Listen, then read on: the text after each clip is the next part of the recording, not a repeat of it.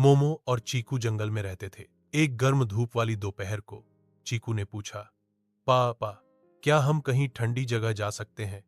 झूला झूलने के लिए बहुत गर्मी है। मोमो ने थोड़ी देर सोचा, फिर मुस्कुराई। कहीं ठंडी जगह जाने की क्या जरूरत है जब हम ठंड को यहां ला सकते हैं? तो उन्होंने जंगल से सारी बर्फ इकट्ठा की, बर्फीली गुफा, पत्तियों के साथ नक्काशीदार ब्लॉक और बहुत टीम वर्क के साथ कुछ जादुई बनाया। एक आइस बस, यह क्रिस्टल की तरह चमकता था और इसके आसपास की हवा को ठंडा करता था।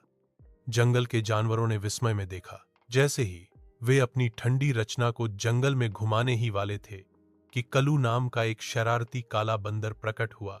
जोर से हौंसते हुए कलू बर्फ की बस पर कूद गया और दूर चला गया, बना से फिसलते हुए, ना पेड़ों और एक ठंडी राह छोड़ते हुए। हमारी बस! चीकू चिल्लाया, लेकिन मोमो गुस्सा नहीं था। उसने चीकू के कान में कुछ फुसफुसाया। छोटे बंदर ने मुस्कुराया। उन्होंने बर्फीली राह का पीछा किया। कालू को एहसास नहीं हुआ, बस धूप में तेजी से पिघल रही थी। जल्द ही बस एक पोखर में बदल गई और कालू एक गीली लकड़ी पर भीगकर और कांपते हुए बैठा था। मोमो और चीकू गर्म तौलिए और मीठे केले लेकर आए।